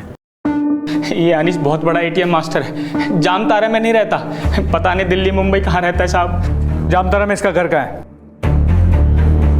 पता? सब गपोली गांव में इसका घर है, जहाँ इसकी फैमिली रहती है। ये साफ हो चुका था कि जामताड़ा से होने वाले ऑनलाइन फ्रॉड्स कोई बाहरी लोग नहीं कर रहे थे। जामताड़ा के गांव में ज्यादातर घरों में ऐसे लोग बसे हुए थे जो ज्यादा पढ़े लिखे नहीं थे, लेकिन ऑनलाइन फ्रॉड के जरिए कैसे लूटा जाता है ये कला सबने सीख रखी थी, और वो अलग अलग दलों में बंटकर रोज कई अपराध कर रहे थे। मौजूदा जानकारी के आधार पर पुलिस ने अनीस अंसारी, राधे मंडल और गुनिया मंडल के साथ साथ और कई घरों पर छापे मारे और मासूम लोगों के क्रेडिट कार्ड और डेबिट कार्ड के जरिए खरीदा गया बहुत सारा सामान भारी तादाद में बरामद किया। लेकिन पुनीत मंडल समेत गुनिया मंडल, राधे मंडल और अनीस अंसारी की तलाश अब भी जारी है, जिनके नेक्सस की पूरे देश के कई राज्यों के साथ जुड़े होने की संभावना पक्की होती जा रही है, और इसकी असल जानकारी शत्रु के बयान के बाद सामने आई। साहब, यहाँ जामताड़ा का रामचरण सबसे पहला और सबसे बड़ा एटीएम मास्टर है। क्या मास्टरी की थी उसने? रामचरण मुंबई रिटर्न है। 7 साल पहले वो वापस अपने गांव आ गया था, और वो छत पर चढ़कर फ़ोन से लोगों से बात करके खूब पैसा बनाया, और गांव के लड़के लोगों को भी एटीएम मास्टर के काम सिखाकर अपना दल बना लिया। पर 3 साल पहले रामचरण को पटना पुलिस ने गिरफ्तार कर लिया, लेकिन उनके लड़के लोग सर काम नहीं छोड़े। वो लोग अपना अलग अलग दल बना लिए। फिर एक साल पहले रामचरण जेल से छूट गया, और वो अपने गाँव आकर वहाँ अपना कॉल सेंटर चलाने लगा। Call centre? हाँ साहब, वहाँ पर लड़कों लोगों को एटीएम मास्टर का ट्रेनिंग दिया जाता है। साहब, रामचरण की तरक्की देखकर पुनीत भैया के पापा रामचरण से ही पुनीत भैया को एटीएम मास्टर का ज्ञान दिलवाए। मछली फंसाने का सबसे पहला जो लेसन है ना वो यही है। हेलो, हाँ सर, मैं गोविंद शर्मा बोल रहा हूँ SDI बैंक से। सर, हमारी बैंक आपको एक स्पेशल ऑफर दे रही है, उसमें आप 10,000 तक शॉपिंग कर सकते हैं सर। किसी को लगा कि हम बिहार से हैं? No sir. हेलो मैडम, हम दीपू मिश्रा बोल रहे हैं HU बैंक से। लाओ पार्टी तुरंत समझ जाएगी कि बिहार से। देखो, या तो शुद्ध हिंदी या शुद्ध अंग्रेजी। अगर बोल लिए तो समझो कि आधा एटीएम मास्टर बन गए। पुनीत बा, हाँ तुम ट्राई करो, तुम अंग्रेजी में ट्राई करो। हाँ पुनीत भैया भले ही अंग्रेजी में कमज़ोर हो, लेकिन उनका दिमाग कंप्यूटर जैसा चलता है। वो बहुत ही कम समय में अपना दल बना लिए। अब उनका भी जंगल में कॉल सेंटर चलता है साहब। लेकिन रामचरण तो छत से काम करता था, तो फिर पुनीत और बाकी के लोग जंगल से क्यों काम करने लगे? साहब जब छत पे हम लोग काम करते थे तो पुलिस हमें बहुत तंग करती थी, इसलिए हम जंगल में काम शुरू कर दिए। साहब दल के लड़का लोग कहीं भी नंबर लगा देते तुक्का मार के, और जिसका भी मछली फंसता था वो तुरंत मंडल भैया को बुला लेता था, और मंडल भैया अपना लैपटॉप लाकर वहीं बैठ जाते थे। जो कस्टमर फंस जाते थे उनके कार्ड से मंडल भैया अपने अकाउंट में पैसा ट्रांसफ़र कर लेते थे, या फिर शॉपिंग करके कैंसिल कर देते थे, और ई वॉलेट में पैसा डालकर हम सबका हिसाब क्लियर कर देते थे साहब, और फिर अपना पैसा वो मंगवा लेते थे। तेरे पुनीत भैया का जामताड़ा के बाहर किस किस से कनेक्शन है, जिनके बैंक अकाउंट्स और ई वॉलेट में वो पैसे ट्रांसफर किया करता है? इसका हमें नहीं पता साहब, लेकिन पुनीत भैया का बम्बई, दिल्ली, जयपुर हर जगह सेटिंग है। तेरे पुनीत भैया के दल में कितने लोग काम करते हैं? हम तो हैं, बाकी लोगों का नहीं बताएंगे, वो सब हमारे भाई बंधु हैं। तू अब भी वहीं का वहीं है साहब। जितना कहानी बता दी है ना, दिल्ली में जाकर सुनाओगे तो वाहवाही मिलेगी। मंडल भैया और अपने भाई बंधु के लिए हम उनका जगह बताकर हाय नहीं लेंगे उनका। 3 दिन से मार रहे हैं ना साहब, तो इतना बता दिए, अगर आप जान से भी मार देंगे ना तो भी नहीं बताएंगे। ये ऐसे नहीं मानेगा शर्मा, धुलाई करो इसकी अच्छी तरह से। पुलिस ने जल्द ही उन बीहड़ जंगलों में रेड मारी जहां से लड़कों के झुंड देश के हर राज्य में फ्रॉड कॉल्स करते हैं, और रामचरण मंडल के उस अड्डे पर भी छापा मारा गया जहां से जामताड़ा के मासूम बच्चों को एटीएम मास्टर बनाने के कोर्सेज करवाए जा रहे थे। अब तक जो गिरफ्तारियां हुई थी उनमें कोई बड़ा नाम नहीं था। अनीस अंसारी, राधे, गुनिया और पुनीत मंडल अब कहां थे, इसकी भी कोई जानकारी नहीं मिल पा रही थी। सर एक इन्फॉर्मेशन मिला है सर, धानुकी अपने बेटे का शादी करने वाला है, कल रांची में उसका सगाई है। अरे आप लोग खड़े क्यों? आप लीजिए ना। ए मोहन, अरे देना सजाता ही रहेगा क्या? सब ठीक है, लेकिन हमारे दामाद जी कहाँ हैं? तैयार हो रहा है ऊपर, अभी आ जाएंगे। बोलो आगे देखो।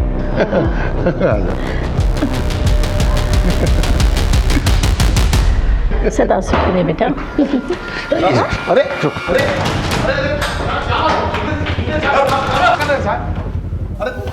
बात तो सुनिए साहब, क्या कर रहे हैं? काम करने दीजिए हमें अपना, सब पता चल जाएगा। साहब लेकिन बताइए, बात तो सुनिए साहब। साहब और पुनीत मंडल ने अपने बयान में बताया कि उसने दिल्ली के आईएएस ऑफिसर मोहित शर्मा का फोन नंबर और उसके क्रेडिट कार्ड की जानकारी बैंक साइट के कंप्लेंट एंड ग्रीवियंस पेज से जुटाई थी। क्रेडिट कार्ड और डेबिट कार्ड से संबंधित शिकायतें दर्ज करते वक्त हम अपने कार्ड की सारी details complaints and grievances page पर अपडेट कर देते हैं, जो कि मोहित शर्मा के लिए काफी घातक साबित हुई। और राधे मंडल के बारे में भी अहम जानकारी मिली, जो कि सरोज की आत्महत्या के भी दोषी थे। साहब राधे मंडल और गुनिया मंडल का अपना दल है, वो हमारे साथ काम नहीं करते। गुनिया और राधे मंडल को जल्द ही गिरफ्तार कर लिया गया, और उनके बयान से सरोज के साथ हुए फ्रॉड में आशीष पांडे की भूमिका का भी पक्का खुलासा हो गया। आशीष पांडे को गिरफ्तार किया जा चुका है, लेकिन पुणे की वर्तिका चिटनिस के साथ फ्रॉड करने वाले अनीस अंसारी का अब तक कुछ पता नहीं चला है। लेकिन अनीस अंसारी के अलावा और कई लोग हैं जो जामताड़ा के बीहड़ जंगलों में छिपकर अब भी ऐसे ऑनलाइन फ्रॉड्स कर रहे हैं, जिन्हें बेनकाब करने की कोशिश आज तक जारी है।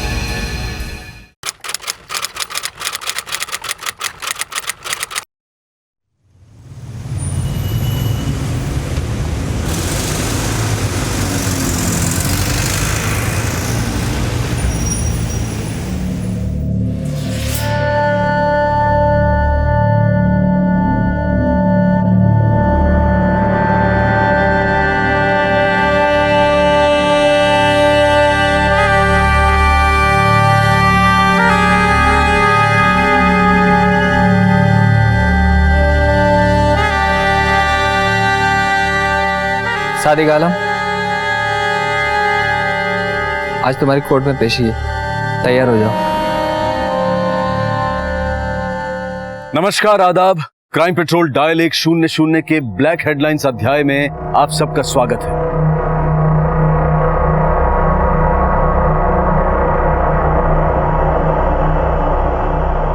अस्सलाम वालेकुम भाईजान।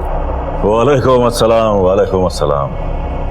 कौन है? तुम नहीं जानते? नहीं। ये वही सादिक आलम है जो इलेक्शन में खड़े हुए थे। हमारा नेता कैसा हो? सादिक भाई जैसा हो। हमारा नेता कैसा हो? सादिक भाई जैसा हो। हमारा नेता कैसा हो? सादिक भाई जैसा हो। सादिक भाई आगे बढ़ो, हम तुम्हारे साथ हैं। सादिक भाई आगे बढ़ो, हम तुम्हारे साथ हैं। सादिक भाई आगे बढ़ो, हम तुम्हारे साथ हैं। सादिक भाई आगे बढ़ो, हम तुम्हारे साथ हैं।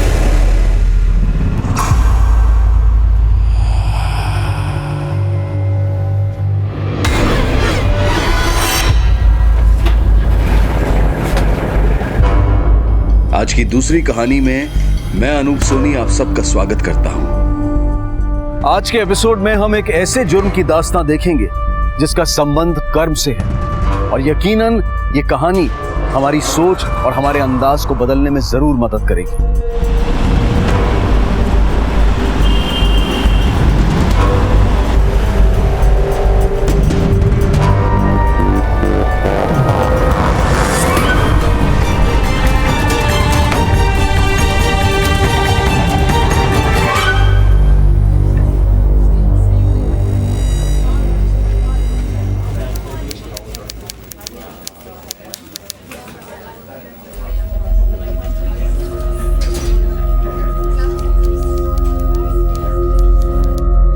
क्या हो सादिक?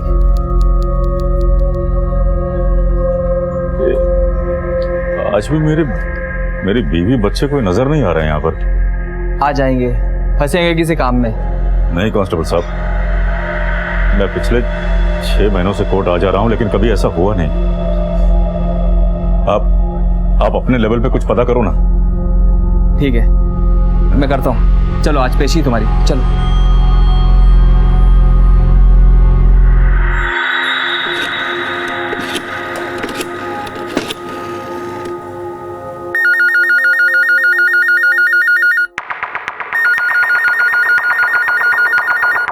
फोन तो उठाओ Kausar, phone.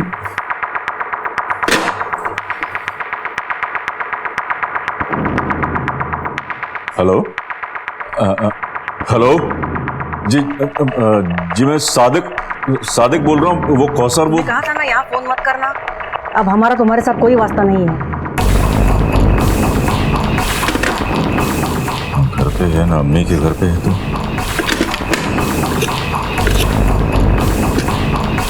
The number you are trying to call is currently switched off.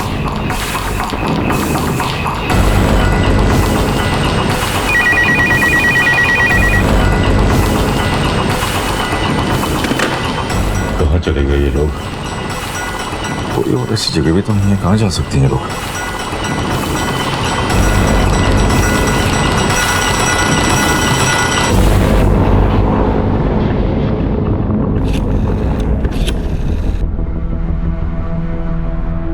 Tinu, कुछ पता चला? नहीं भाई, कुछ नहीं पता चला।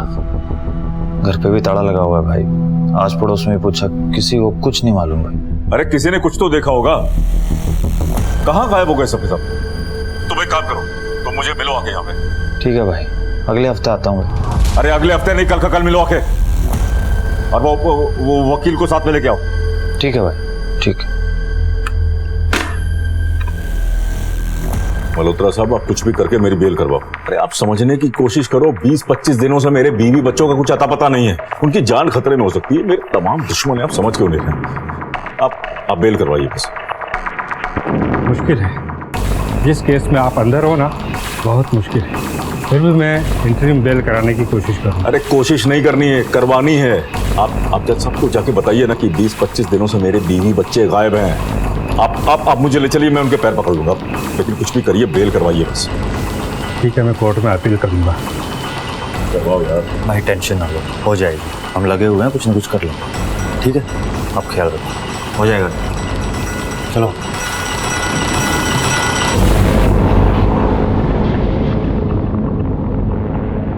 जज साहब, मेरे बीवी बच्चे पिछले 20-25 दिनों से गायब हैं। न जाने कहाँ चले गए। मेरे सिवा उनका और है भी नहीं कोई। उनको ढूंढने के लिए मुझे बाहर जाना बहुत जरूरी है। मुझ पर भरोसा रखिए, मुझे अंतरिम बेल दे दीजिए। मैं आपका बहुत बहुत शुक्रगुजार होऊंगा। प्लीज जज साहब। My lord, I appeal for the interim bail. Permission granted. आज यहाँ से बाहर जाना मेरा बहुत जरूरी था। 20-25 दिन हो गए, कुछ पता ही नहीं चल रहा है कहाँ वो लोग सब। बहुत बहुत शुक्रिया आपका, आपकी मदद मैं जिंदगी भर नहीं भूलूंगा। अरे कोई बात नहीं, ये तो मेरा फर्ज था। हाई लगी लोगों की, फूट फूट के निकल रहा है। अरे क्या कर रहे हो? अरे सादिक भाई, अरे सादिक भाई क्या कर रहे हो? हमारा सामान क्यों फेंकवा रहे हो? ये हमारा घर है, हमें नहीं बेचना है, हम यहाँ से कैसे जाएंगे? इस घर के सिवा हमारा कोई सहारा नहीं, हमसे हमारा छत मत छीनो सादिक भाई। बड़ा हो, जब शराफत से कहा था तब बड़ी चर्बी सवार थी। कहा था ना कि ये घर मुझे दे दो। अभी सामान फेंक रहा हूँ तो रो रहा है। जो दे रहा हूँ चुपचाप लेके निकल जाओ। चल चल ले जा इसके यार। विकास, अंकल का सामान बाहर फेंको। इतना गुरु ठीक नहीं है सादिक भाई, भगवान से डरो। भगवान की लाठी में आवाज नहीं होती, जब पड़ती है ना तो सब कुछ खत्म हो जाता है। बुढ़िया सुन, सादिक की लाठी जो है ना वो दिखती भी और पड़ती भी है। बुढ़ा फैल जाएगा यहाँ पे। लेके जा इसको। ऐसा मत कीजिए सादिक भाई, ऐसा मत कीजिए।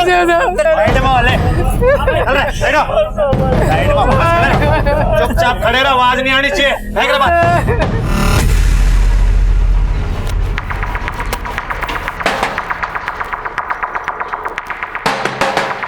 मर गया बुढ़ा। आ गया। मेरे बीवी बच्चों को देखा कहीं? नहीं।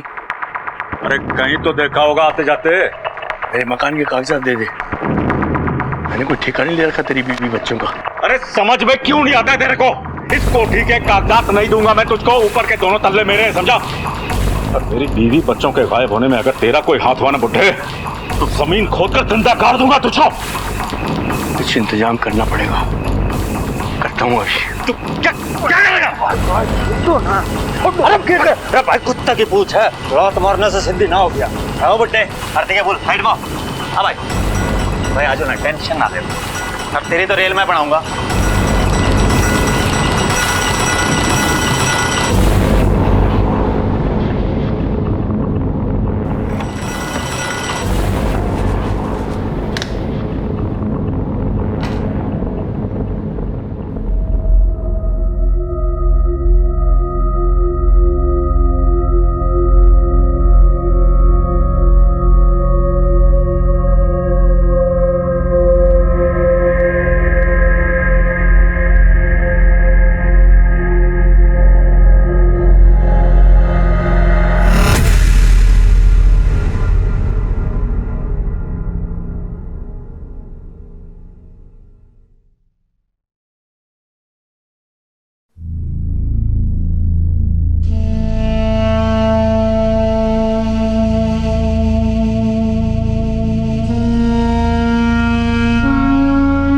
भाई समझ नहीं आ रहा, बच्चे और भाभी कहाँ गए, कुछ नहीं समझ आ रहा।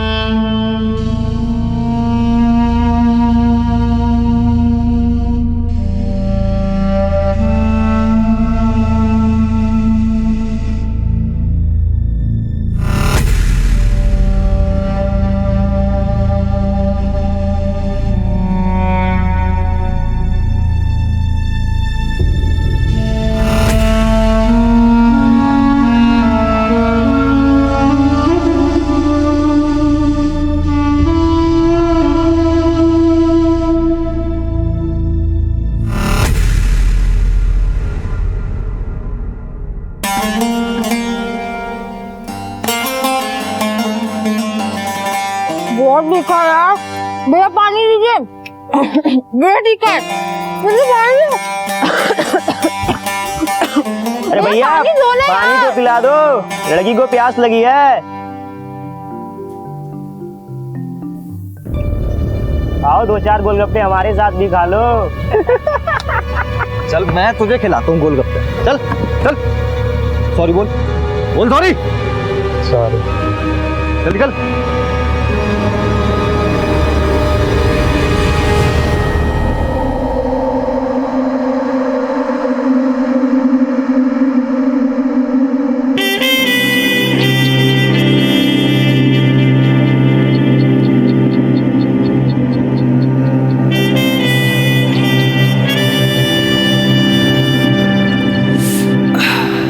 अंदर आइए ना। आज नहीं, फिर कभी। वैसे कल क्या कर रही हैं शाम को आप? वही गोलगप्पे के ठेले पे इंतजार।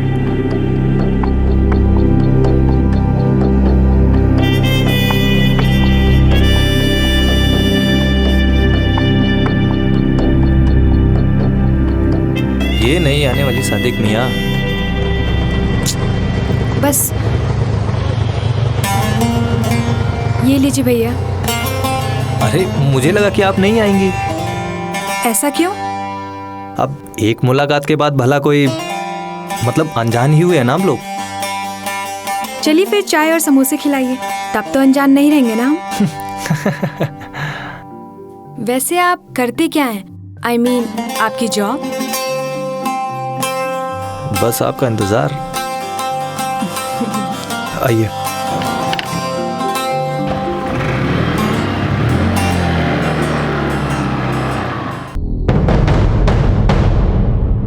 हे, इसको देखो।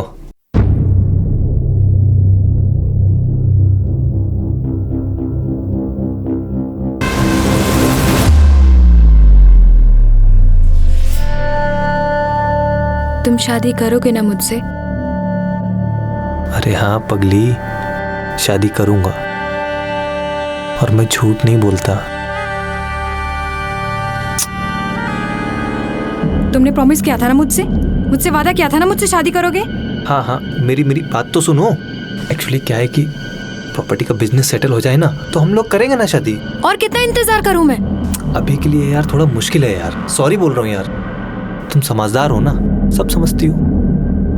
मैं देखती हूँ कैसे नहीं करोगी शादी। ले चलो इसे। अरे साहब मैंने कुछ नहीं किया साहब। अरे रेप केस का चार्ज है तेरे ऊपर। 376 के केस में अंदर जाएगा ना, सीधा 7 साल के बाद आएगा बाहर। अरे साहब जो भी किसी ने कहा सब गलत का है साहब। अरे क्या कर रही है यार टीना? सही कर रही हूँ। तूने जो किया है ना मेरे साथ। तो मैंने क्या किया यार? तुझसे प्यार करता हूँ और क्या। शादी करने के लिए मना क्यों किया? करता हूँ ना तुझसे शादी यार, थोड़ा प्रॉपर्टी का बिजनेस सेटल हो जाए, करूंगा ना तुझसे। नहीं करेगी तू इसके साथ शादी। गुंडा मवाली है ये, हमारी जात का भी नहीं है। माँ बनने वाली हूँ, प्रेग्नेंट हूँ मैं। ठोको केस इस पे, डालो जेल में साले को। मेरी भोली भाली बेटी को बहला फुसलाकर इसने उसका नाजायज फायदा उठाया है। टीना आई लव यू यार। जज साहब मैं टीना से प्यार करता हूँ और उससे शादी करना चाहता हूँ। जो कुछ हुआ वो एक गलतफहमी थी सर। मिस टीना, ये शख्स आपसे शादी करना चाहता है, क्या आपको इससे शादी करनी मंजूर है? Yes your honour. क्या बेहुदा मजाक है। चलो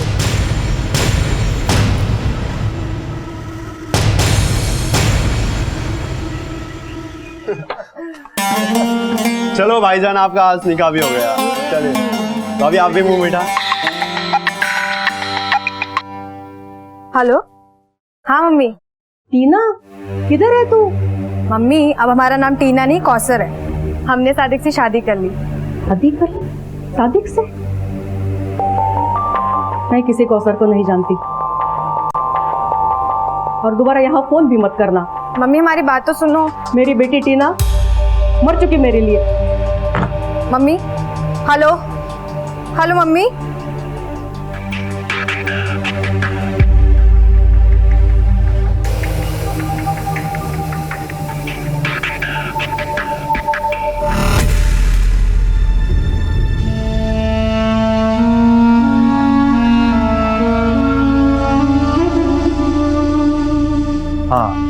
हाँ ठीक। भाई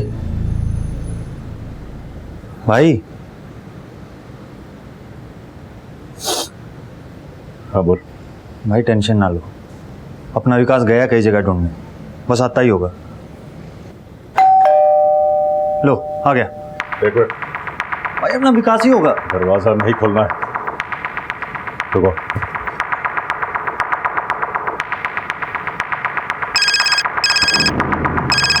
हाँ भाई। विकास कहाँ है तू? मैं गेट पे ही खड़ा हूँ भाई। ठीक है। हाँ हाँ आ जा।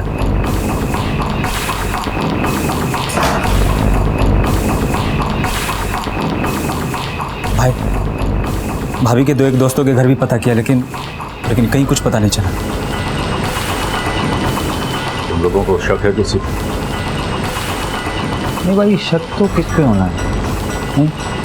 ठीक है, मैं घर पर चलूंगा। तो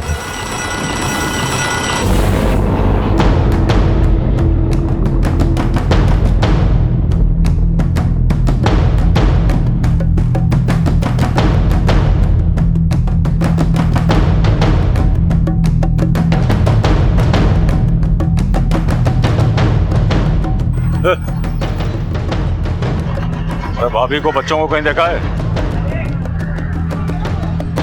भाई हर जगह देख लिया, कहीं पता नहीं चल पाया। तो लगे कि एक ही रास्ता बचा है, पेड़ पकड़ने पड़ेंगे। किसके?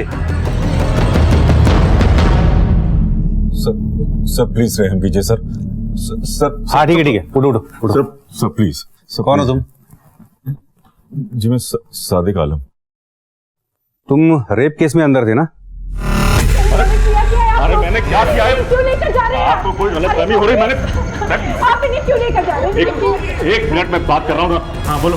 तुम परेशान नहीं हो ना? मैं शाम तक आता हूँ। शाम तक नहीं, सालों के बाद आएगा। अभी रेप केस है तेरे ऊपर, मैडम ने किया है।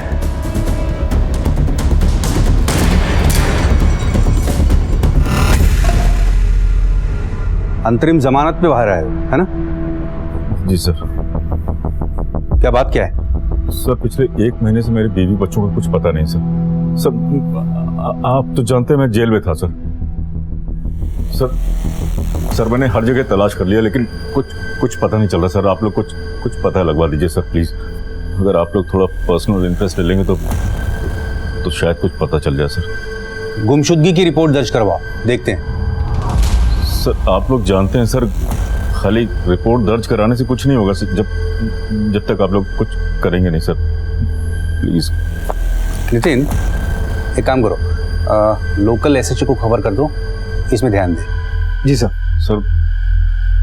सर मैं मानता हूँ मैं गुनहगार हूँ सर। मुझे अपने गुनाहों की सजा भी मिल रही सर, लेकिन सर मेरे बीवी बच्चे वो बेगुनाह है सर। उनका कोई कसूर नहीं सर। सर स्कूल जाते पढ़ते हैं सर वो लोग। सर प्लीज कुछ कर दीजिए सर। सर मैं उनकी फोटो भी लाया सर। ठीक है, जाओ तुम। शुक्रिया सर। बड़ा फितूरी आदमी है सर ये सादिक आलम। कहने को इसका प्रॉपर्टी का बिजनेस है, पर असल में लैंड ग्रैबिंग, प्रॉपर्टी के पेपर्स की हेरा फेरी, दूसरों की जगहों पर नाजायज कब्जा करना, गुंडागर्दी करना, यही काम है इसके। ये क्रिमिनल तो है पर परिवार वाला भी है। इसे देख के तो लग रहा है कि जेन्युइन है। आज तो बड़ा भोला बन रहा था, पर अगर इसका रिकॉर्ड देखा जाए तो हो सकता है इसने अपने बीवी बच्चों को खुद ही मार के गायब किया हो। एक काम करो, लोकल थाने को इन्फॉर्म कर दो, जो सच है वो सामने आ जाएगा। जी सर। कहते हैं कि कर्म जन्मों तक हमारा पीछा नहीं छोड़ते, पाई पाई का हिसाब लेते हैं। इसीलिए तो कल का साहूकार आज का कर्जदार और कल का अपराधी आज का पीड़ित बना घूम रहा था। दबंग सादिक आलम की हालत ऐसी थी कि इस वक्त वो किसी के भी पांव पकड़ने को तैयार था कि बस कोई उसे उसके बाल बच्चों का पता ठिकाना बता दे।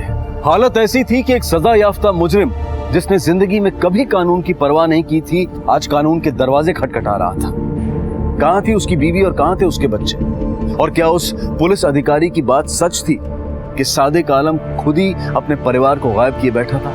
अपने परिवार की खोज में उसका परेशान होना सच था या ढोंग? ऐसा लग रहा था कि ये कर्मों का ही हिसाब किताब है। अब देखना यह था कि ये हिसाब सादिक के लिए कितना महंगा और कठिन साबित होने वाला था, क्योंकि कभी कभी कर्म जिंदगी और जान से भी मोल भाव करने लगता है।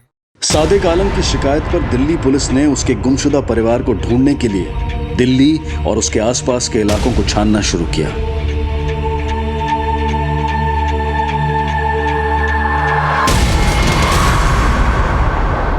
Hello Delhi police.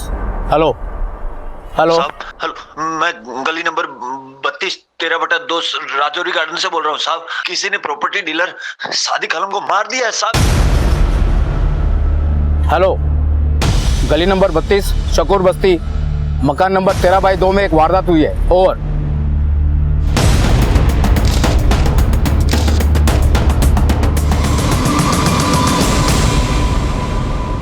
खून सूख चुका है। इसे देखकर ऐसा लगता है इसे मरे हुए 4-5 घंटे तो हो चुके हैं। फिंगरप्रिंट सारे उठा लेना। ये मामला साहब मर्डर का ही। लेकिन सर कोई जबरन दाखिल तो नहीं हुआ है। वैसे इसकी पोजीशन देखकर ऐसा लगता है कि ये बाथरूम से नहा के निकला होगा। ये दरवाजा या तो पहले से खुला हुआ था या किसी ने चाबी से खोला। ये यहाँ खड़ा था, वहां से गोली चली और ये आदमी यहीं ढेर हो गया। फिर तो ये काम किसी जानने वाले ने किया होगा। आसपास चेक करो, कोई सीसीटीवी है क्या? शायद कुछ रिकॉर्ड हुआ हो। वैसे ये घर इसी का है ना? हाँ सर, ये और इसके ऊपर वाली मंजिल इसी की है। बाकी नीचे का पोर्शन किसी पुराने मकान मालिक दान सिंह का है। फिर आस पड़ोस से भी पूछताछ करो, शायद किसी ने किसी को यहाँ आते जाते देखा हो। सर, जब किसी इंसान को अपने कर्मों का हिसाब अपनी जिंदगी से चुकाना पड़े तो ये उस इंसान के अतीत पर एक बहुत बड़ा प्रश्न चिन्ह लगा देता है। सादिक आलम का परिवार एकाएक गायब हो गया था और सादिक आलम को कोई मौत के घाट उतार गया था। क्यों हो रहा था ये सब कुछ उसके साथ? कौन था जो सादिक से इतना महंगा हिसाब ले रहा था? ये सच था कि सादिक ने बहुतों को तकलीफ दी थी, बहुतों का जीना दुश्वार कर दिया था, लेकिन उन तमाम लोगों में से ये कौन था जो उससे प्रतिशोध ले रहा था? इस इंतहाई पेचीदा केस का दूसरा और आखिरी भाग हम आपको दिखाएंगे कल रात 11 बजे। अब मैं अनूप सोनी आपसे विदा लेता हूं। कल रात आपसे फिर मुलाकात होगी। तब तक अपना और अपने परिवार का ख्याल रखें और देखते रहें क्राइम पेट्रोल डायल 100। सबक एक को सीख हम सबको। जय हिंद। इस तरह के और भी एपिसोड देखने के लिए हमारे चैनल को सब्सक्राइब करें और बेल आइकन दबाना ना भूलें।